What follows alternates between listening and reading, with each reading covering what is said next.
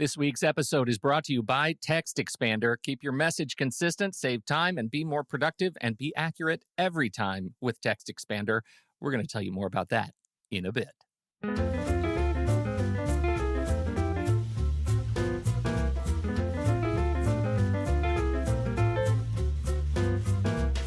Hello, everybody, and welcome to Taking Control, the ADHD podcast on True Story FM. I'm Pete Wright, and the floating head on the live stream right next to me is Nikki Kinzer. Hello, everyone. Hello, Pete. Do you want to hear my name pun joke for you this morning? Sure. Sicky Kinzer. Oh, geez. Am I the first one that's ever done that to you? Yeah, you are. Mm-hmm. In fact, my family right now wants nothing to do with me. So I believe it. Yeah. Because you've wasted now all of your COVID tests on flinging drops about the room. Yes. Those things are, I don't know. Oh, you poor thing. I don't know what I think. But yeah, the first one I was like, I don't think I did it right. Mm-hmm. Well, that's what they say. We're all going to get it, so it doesn't even really matter. You take care of yourself and regardless. Yeah, that's right. Absolutely. That's right. We are going to be doing, this is an unprecedented episode today because we are doing something new. We have decided that as we run through these series of conversations that we're going to have, that we have been having for 12 years, that we're going to start introducing these kinds of summary episodes, and we'll see how it goes. The whole idea is that we just want to review how the episodes in each series that we do have landed on us now that we've had some time to integrate some of the lessons that we've talked about, change some of the thinking, some of our own thinking, you working with clients on some of these issues that on things that we've talked about in the show, and do a review, hopefully to help cement some of these ideas and concepts for you as well as you are listening to this show. So we don't really have a branded title for it right now in our show rundown. It's just called Nikki and Pete Summary Fun, and so that is officially the working title of these episodes. We're so Summary creative. Fun. We're nailing it. Just nailing it. And so we'll see if that evolves over time. But this is our March Summary Fun episode. Before we dig into it, I think we've officially put an end to our March Madness pledge drive. Yes. How do you feel about it? Oh, it was fantastic. I'm so grateful for everyone that has come on board to the community and people who've upgraded, and it's so busy in there, and I love it. I know. My cup runneth over. It is just it is an unbelievable. It just makes an unbelievable impact on my life to see that there are people in there who are making changes for the better in their lives as a result of some of the stuff that we're doing. Thank you so much for your vote of confidence on all of the things that we're doing around here. It was a really fun month for us to do some new things and see that, in fact, in the month of March, we made our goal. We exceeded our goal, which was to beat 250 members, and we more than did that. For those of you who've been thinking about becoming members for a long time and used March as an excuse to finally turn it on, you did it. You helped us all reach our goal. And so thanks to all of you for joining and for sticking around. That's the thing that matters even most, is that you join and that you stick around and you become a part of the community and engage with others. It's just really, really important to us. So thank you from all of us who work on this community and this show. Thank you so much. So we transition into a new month, and I have to tell you, our sponsor once again this week. Oh, it's one of my favorite tools. It is TextExpander. What can you do with more hours every month? Repetitive typing and backspacing your keyboard like just a savage trying to correct little mistakes and searching furiously. You know the feeling. You're searching through your sent mail for answers to questions that you know you've already written to somebody. If only you could find the answer to copy and paste it into a new email.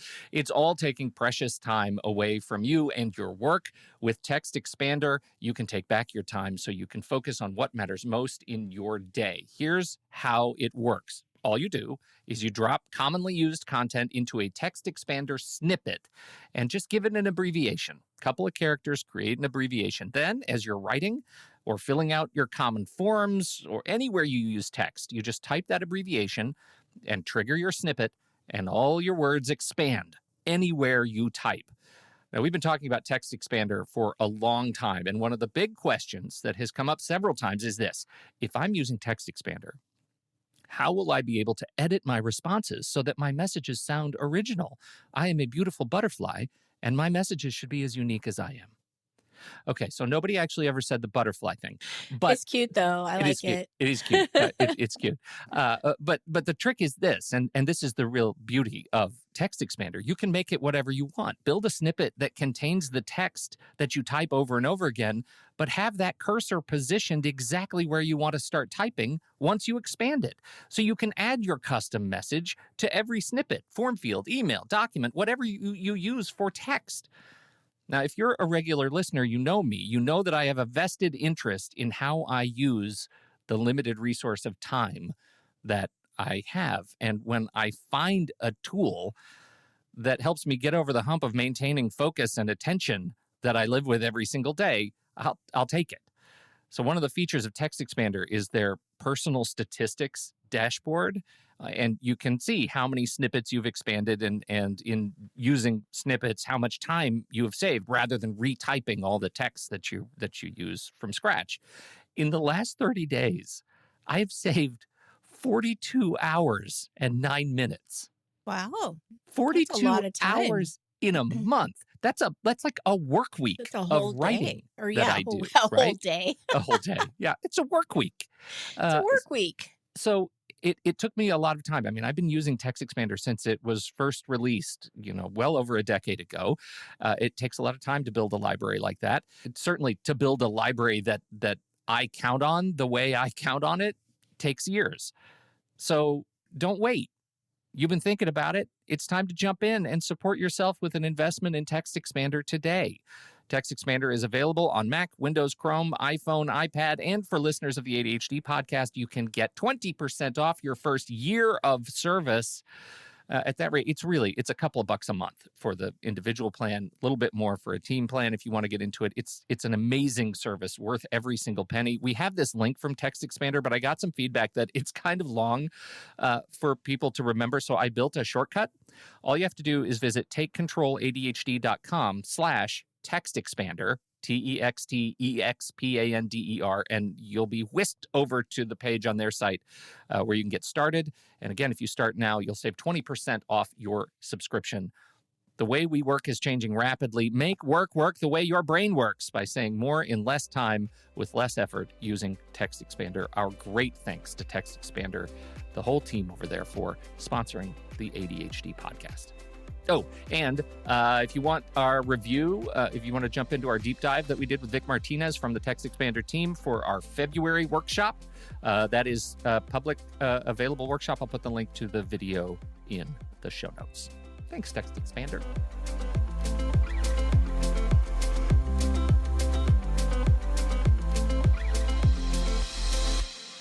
All right, Nikki, here we go. Yes. Lessons learned. Now, as a new and unprecedented thing, I thought that we would just walk through some of the episodes that we talked about in the last month and see what stuck. And the episodes that we talked about in the last month, we talked first about our Managing Time Not Systems review. That was a little walkthrough of project management systems. We did PACT Goals. We introduced PACT Goals. We talked about FOBO, Fear Better Options. FOBO. We did our football episode, Unblocking and Tackling, the worst football episode ever. And we just wrapped our Breaking Free of Burnout with Casey Dixon.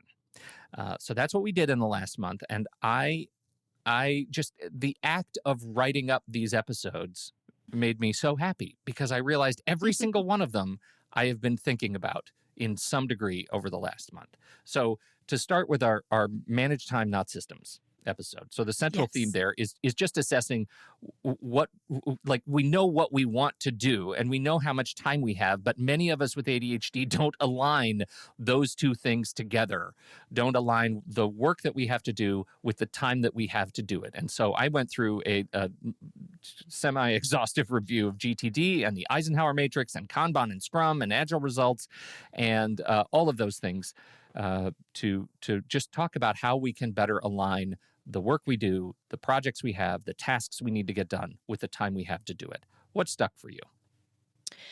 I think more than anything, it's more reason to practice these different systems or to review them and see what one or what pieces really resonate with you, and to figure out what works best for you and be okay with changing things up, that it doesn't have to be exactly the way GTD wrote it. It doesn't have to be exactly, how Eisenhower made his matrix. Like you can tweak that, you can make it your own.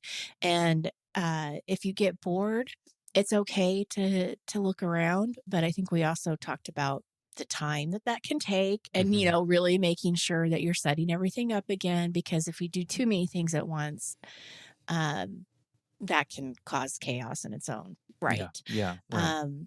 But I think what also stuck with me is when you were talking about prioritizing the day without the dates, but just really looking at what needs to be done today under Mm-hmm, priorities and not looking at deadlines. mm-hmm. And focus more on just, this is the important urgent task. And so many times when we put a deadline, it's not a real deadline anyway. So then it's making us feel bad because we didn't get it done today, when really we don't have to get it done today. Yeah. So practice. I mean, I think it's just, it's about practicing and prioritizing and figuring out what works best for you. I think so too. For me, the transformation over the last, I would say, number of years, it has been around uh, letting go of the rigor of following a system, someone Mm-hmm. else's system. GTD, David Allen, he does this system, 43 folders.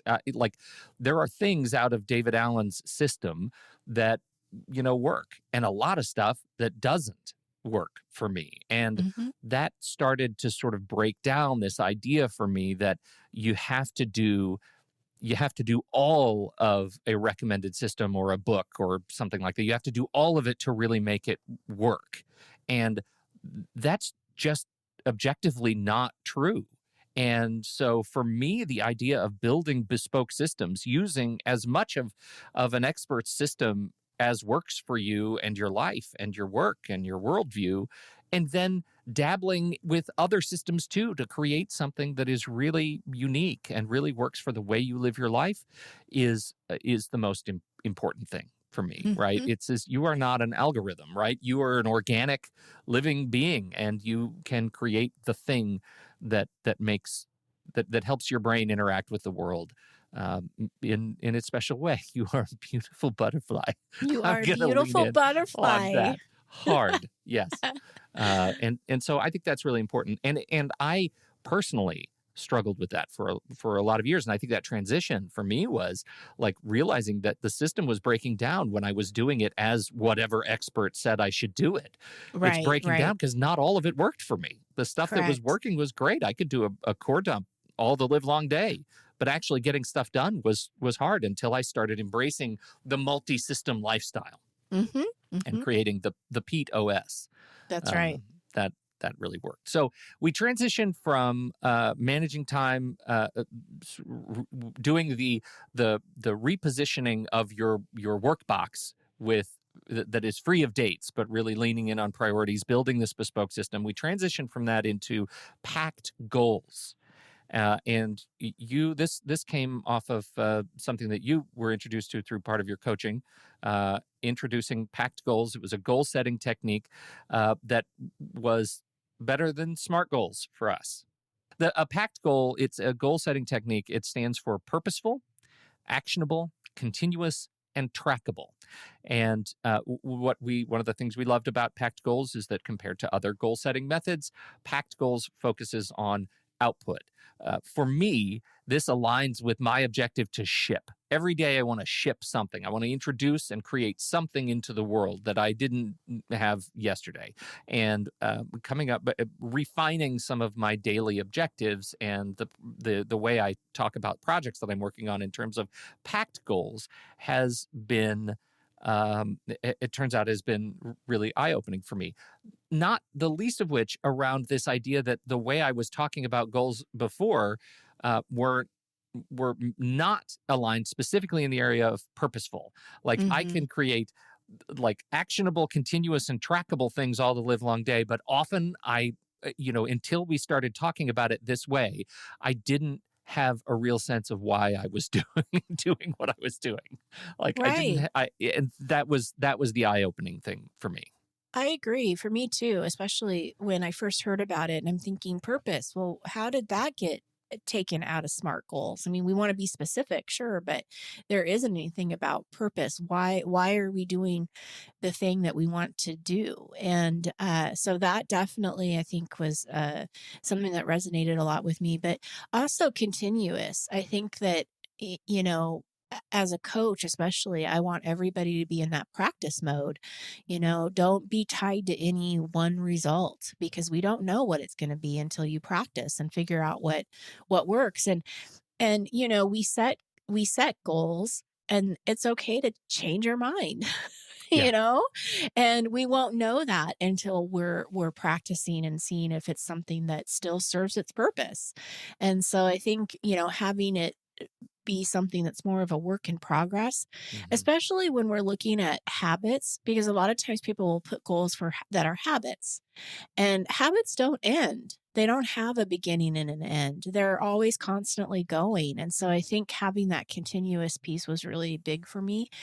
And something as you were talking and I was rereading what each of these things meant, trackable, it's interesting to me because I have a kind of a love-hate relationship with tracking, Hmm. because sometimes I will, track specific habits and then I feel bad if I'm not doing them.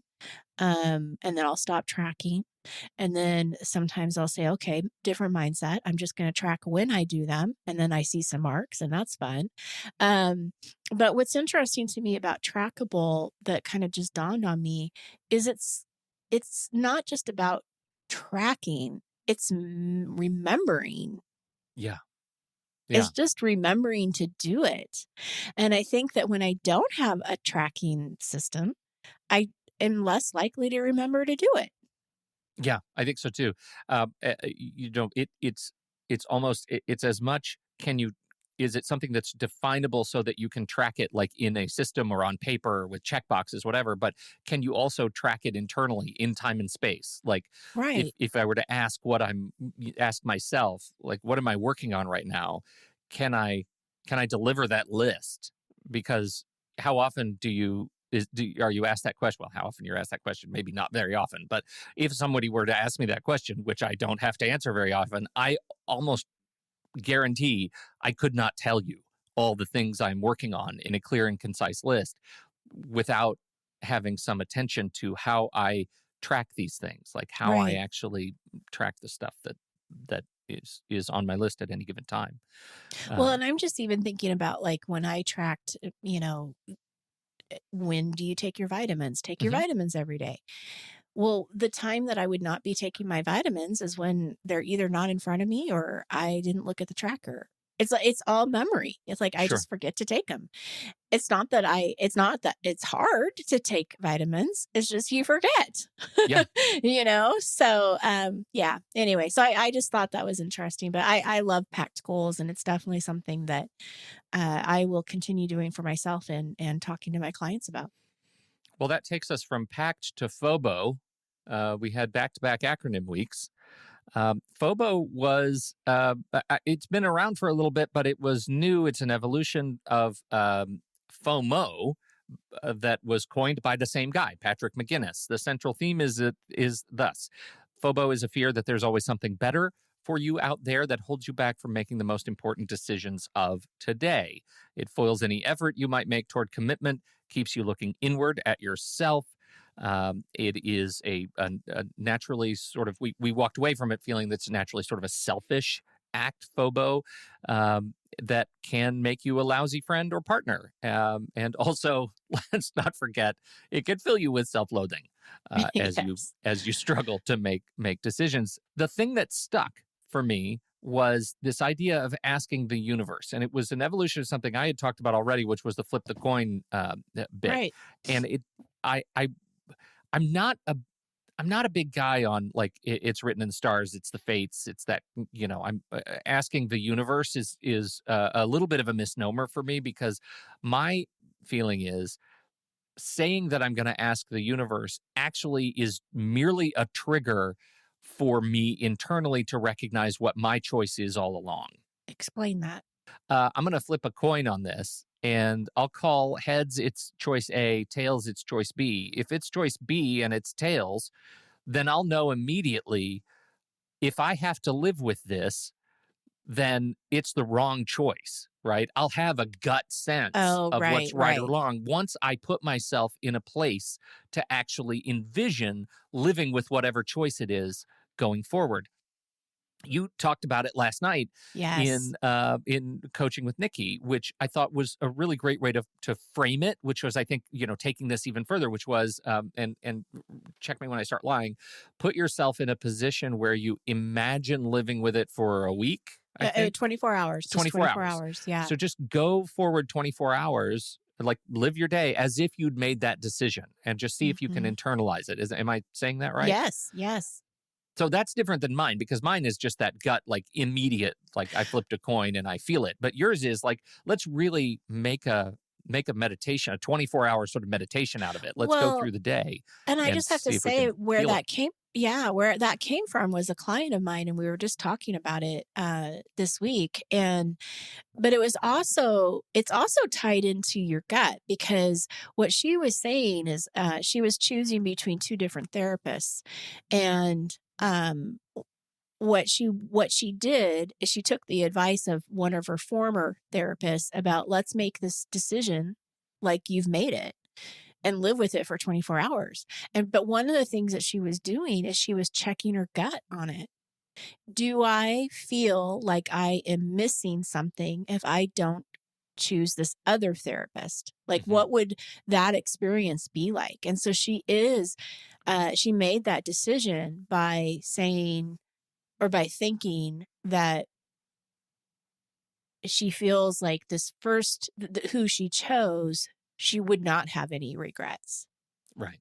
And that was all off of gut instinct. And so Yeah. it's kind of this combination of both, trusting yourself, trusting your gut, but then also like living it, right? And really practicing it and seeing if you Yeah. can let it go. Well, I started thinking about like what this helps us address is the emotional side of making a decision, because that's often where we with ADHD get stuck, right? Right. It's the FOBO is the fear part. It's not the data part. Like if you really go back and look at features, if you're trying to buy a car and you have three cars next to one another, you can create a spreadsheet that highlights the most important features, mileage and horsepower and whatever it is that's important to you. You can make all the choices around color and fabric interior and whatever you want for a car. You Mm-hmm. can, all the observable traits of a car, you can do that. But you can't quite land on, like, it's hard to spreadsheet emotional response, right? It's Right. hard to spreadsheet that. And that's what we're talking about here. And that is, I think, the FOBO piece. And I think in terms of technology right now, I think about it a lot in terms of computers. There are just radical changes in personal computing going on right now. It's hard to look at the market and say, okay, should I buy now? Should I wait a year because, things are changing rapidly? Should I, I know the future of cars is moving toward more electric. Should I buy a combustion engine car right now? Or should I wait just a little bit longer and see if the prices change for an electric car? Like, those things are hard to get over right now. And I think what we're Right. talking about here, FOBO and asking the universe might help push you over the edge. Recognizing Absolutely. choices are hard. Yes. So then we went to our worst football episode ever, Unblocking and Tackling. The central theme, this was a Do we case. block or unblock? Right, exactly. Yeah, I Yeah. guess we'll never know. We'll never know. The case was that you've been working with a client struggling to get unstuck behind some big challenging tasks. When one task is stacked behind another task and another task, it makes it hard to prioritize.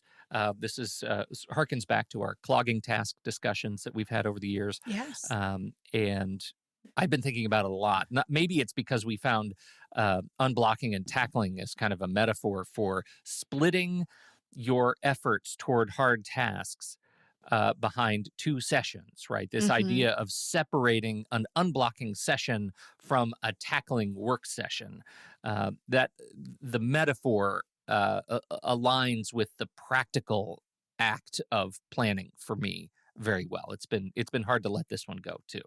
What about you? Yeah, I'm glad. I'm glad because, one of the things that I loved about this is that this came from a client. And when things come from clients that are like this, where they have kind of figured out, like he took the time to really reflect, like, what's going on here? Let's talk about, or he was thinking about what was going on in our conversations, but then taking that further outside of just the conversation.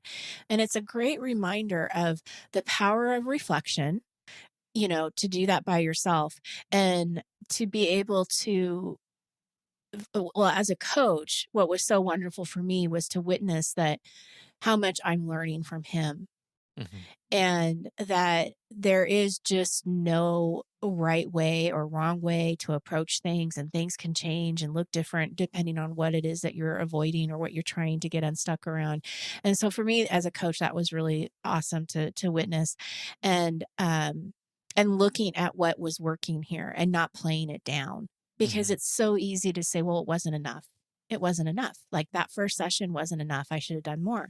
And that's not what was happening. He was really saying, wait a minute, I did unblock something. That was a big deal. Hmm. And one of the lessons I think that I have continued to talk to this particular client about, and a lot of ADHDers struggle with, is that all or nothing. It doesn't have to be all done.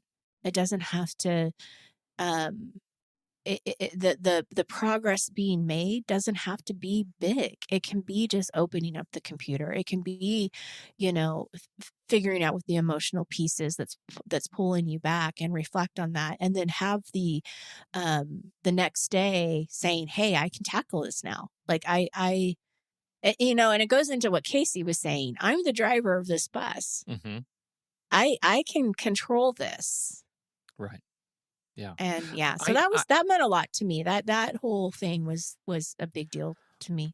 Well, and I think it ties back to our PACT Goals discussion really nicely too, which is this idea of continuity, right? Making something continuous. This unblocking and tackling sessions work, I think, at their best for me when I make them a practice, when I make them Right. something that I'm doing regularly. It's not just I'm going to do this once and just roll the dice with it, and oops, didn't work. I guess I failed. So moving on to something else. No, when it really works is when you say, okay, every Tuesday, I'm going to really go through the work that I'm doing and evaluate for me what is my clogging task. What do I need to tackle to make room for other things to flow more easily? And then, another time I'm going to do the work, Mhm. and making a habit out of that, something that you can track. I think makes it more useful, not at all discounting the fact that it's hard to do with ADHD, Oh, and yeah. how easily I get stuck in my own systems because I mean, this is just my moth to flame thing. Like, I Mhm. can totally see how I get stuck in an unblocking session, either hyper focusing on the work or hyper focusing on the system I'm using to track the work or whatever. Right. Yeah. So I just know that, like Nikki, like you just said, the act of making it a practice, and the act of giving yourself the grace to say, I did one little thing, even if I got lost in a bunch of other even smaller things. Like, Right, right. it's okay. I did okay. I'm Yes, moving the ball down the field, which I think is absolutely. something you can say in sports. So It is. Good job. thank you. And finally, breaking free of burnout. Oh, Casey Dixon, she's just delightful. There was a She lot of really us is. this month. It was just us for a lot of stuff. It And was, yeah. so Casey was great to have back on the show. She was fantastic. The central theme of our conversation was around burnout, but not just, oh my gosh, I'm so burned out at work. For all the feelings that burnout conjures for you, there are so many feelings you just might have experienced yourself, completely unaware that those feelings too are symptoms of burnout. The whole premise here is that burnout's a complex animal, It sure and is. let's learn a little bit about ourselves to see how we're handling it. at any given time. The thing that stuck for me and that continuously sticks for me around burnout is that burnout doesn't just happen at work. I feel like I can be burned out just living. I can be burnt Yeah. out with just the world, gestures broadly. Dinner. I'm burnt out by Yeah. having to make dinner every Oh, night. so burned out at mealtime. Totally. Yes. And the way these feelings and this experience trickles into all these other areas of my life, that's the insidious nature of burnout for me. And that's the thing that stuck. That it takes work and practice to learn how to give yourself a true recharging break that is bespoke to you and your brain and your heart and your life. And Hmm. that stuck for me. How about you? Yes, I loved the explanation of the 5 Ds that she talked about, and the one that she talked about that really resonated with me that I'd never heard of was the disappoint. And it was cool because in our coaching with Nikki last night, we had a listener who actually practiced disappointing someone this week, and I just think that that is awesome that people are listening and they're saying, "Hey, I can do this because this is setting a boundary around my own self-care, what I need and what and you're the driver of the bus, right?" Yeah. And so um I just that is something that I definitely want to practice. And it sounds weird. Like, I want to practice disappointing you this week, Pete. Like, that sounds strange, but what it is it's really just about, knowing what your limits are and knowing that it's probably better to disappoint Pete this week than to disappoint him in a month when I haven't been able to do what he needed me to do.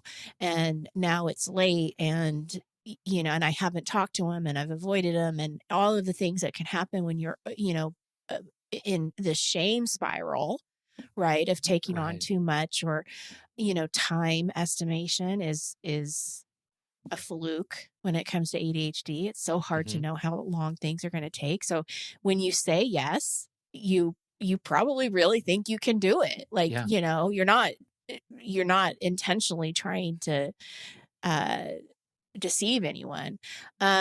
So I think the disappoint was just really, taking a step back and saying, okay, what is being asked and is it reasonable and is it something, it goes back to your values too. Is it something that I need to do right now? Is it something that when I say yes to this, I'm saying no to something else? And can it look differently than what they need right now? Can in this particular situation, do I go and see the person right now or do I see them in the morning? It worked out better for her to see them in the morning. And so I think it's just really it's a form of self-care. Well, it And is. It's an that's what I love extension. about it. It's such an extension of our sort of gated boundaries conversations that we've had, right? Which is we've been talking all along about building a practice of saying no or having a waiting period before you say yes to new stuff when people lob stuff at you, right? Just say, hold on. Let me think clearly about what I'm capable of doing if I'm capable of doing it. So that's step one.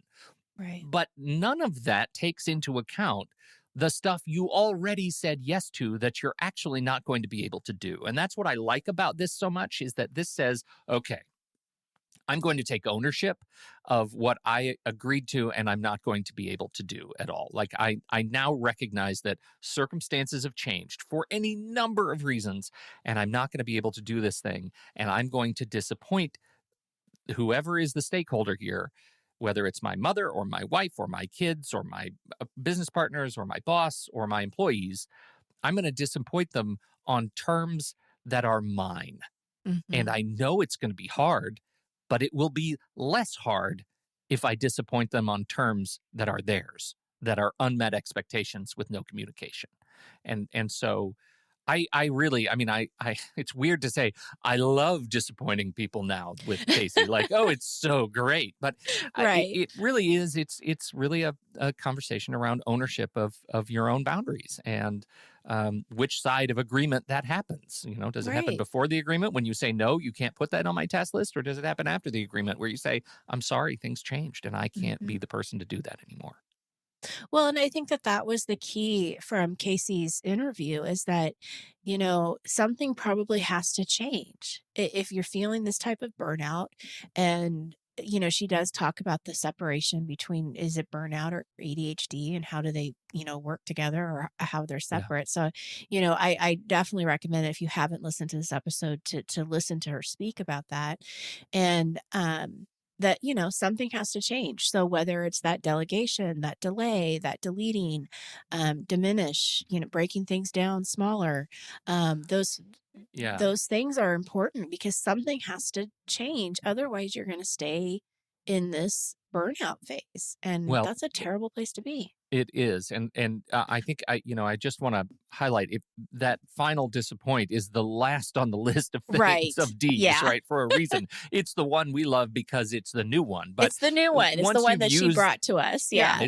once you've used all the other D's, then you can really face the final D, and that's really important, because we know how hard it is to live with yourself through disappointment, right? Hmm. Like we talked extensively about RSD last night in coaching with Nikki. We talk about it all the time as a result of living with the shame that goes with letting people down, because we are generally optimistic people. Right. We like being yes people. We like being able to Hmm. say that, yeah, we can do it all. We have, we have the ability and the energy and the creativity to do everything that we need to do. And by the time we've said yes to something, it is a killer to live with Yeah. yourself through disappointing other people. I Right. totally get it. That is as much a practice of disappointing others as just the act of being able to do it on your terms in the first place. Like, we know how hard it is to Hmm. live with that shame. Hmm. Absolutely. There you go. We did it. We went through all of the shows this month. Fantastic. Well, I like this. I like being able to tie these together. It makes me, it helps me. I hope it helps you listening, that at some point you're able to think, okay, maybe you find that you listen to one of these summary episodes, the summary fun episodes, and you think, oh, okay, I got a shortcut. Maybe I don't have to listen to all 5 other episodes, but oh dear, you said something that's triggering. I need to go hear the source of that material. That's I need to right. go listen to Casey's episode. Maybe we've given you a shortcut or an index. That's what this is a monthly index. Summary fun index. Let us know episode. what you think. Yeah, let us know what you think. I hope this is useful. And thank you as always, for downloading and listening to this show. Don't forget, if you have something to contribute, you can jump into the Show Talk channel. You can contribute to the conversation over there in our Discord server. We're going to be in the Show Talk channel in the Discord server, and that's where we live online. So jump in there and join us, and you can do that by becoming a supporting member at the deluxe level or better. Special thanks to TextExpander for supporting the ADHD podcast this week. Once again, head over to takecontroladhd.com/TextExpander to learn more and save that 20% on your first year of service. Thank you all for your time and your attention. On behalf of Sicky Kinzer, I'm Pete Wright, and we'll see you right back here next week on Taking Control, the ADHD podcast.